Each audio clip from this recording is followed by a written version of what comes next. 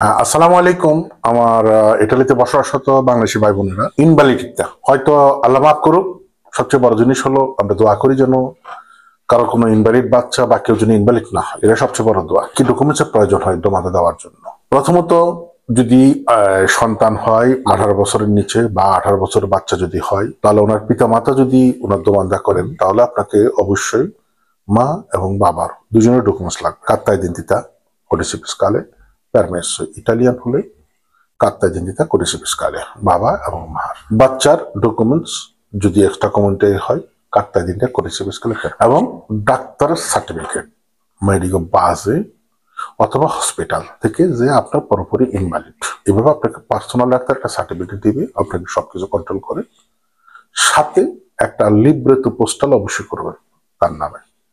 যদি বাচ্চা ছোট হয়, বাচ্চার নামে কিন্তু ওনার দেলেগান্তে থাকবে জেনিতরে, বাবা অথবা মা। বাবা মা যদি হয়, উনি যদি হাঁটতে বা চলতে না পারেন, তাহলে ওনাদের নামে হবে সেটা।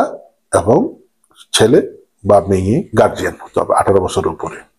যদি একদম বাবা মা চলতে ফিরতে না পারে, ছেলে যদি বড় হয়, যদি চলতে ফিরতে না পারে, কথাটা খেয়াল রাখবেন, চলতে ফিরতে না পারলে একজন লাগবে। আর যেগুলো বাচ্চা ছোট 18 বছরের নিচে মিনোরেন, তাদের তো বাবা মা অবশ্যই বাবা মার নামে দেলেগান্তে, কিন্তু লিব্রেতোটা হতে হবে যিনি ইনভ্যালিড। বাচ্চা যে ছোট হয় বা বড় হয়, লিব্রেতো পোস্টালে অবশ্যই লাগবে।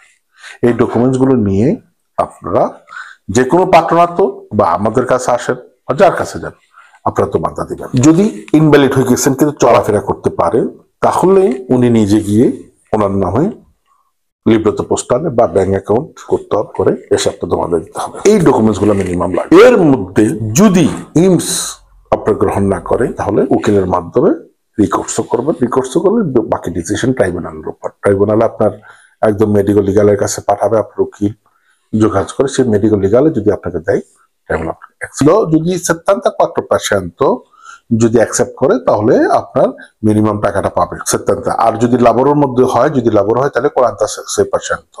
কিন্তু টাকা পেতে হলে আপনার 74 হতে হবে। আর লাবোরে যদি অ্যাক্সিডেন্ট, সেটা অন্য ব্যাপার। কলকামিতে যদি বলে যে 40%। আর যদি 100% হয় কিন্তু চলতে ফিরতে পারে না, তাহলে যে কেউ একজন সহযোগিতার জন্য, যেটা কোম্পানিয়াতরে বলে, সেটার জন্য ওনাকে দেখাশোনার জন্য ইমস একটা বেতন দিবে। আপনি হয়তো ডিপেন্ডেন্টে রাখতে পারেন অথবা আপনার পরিবারের কোনো সদস্য, তাহলে তাকে দিতে পারবেন। এর মধ্যে যদি সন্তান বা বাবা মা বা ছেলে মেয়ে যদি ইনভ্যালিড হয়, একদম প্রপ্রিয়, আপনাকে দেখাশোনা করতে পারেন, তাহলে আপনাদের ডাক্তারের কাছে নিতে হবে, ওনারা একা যেতে পারেন না।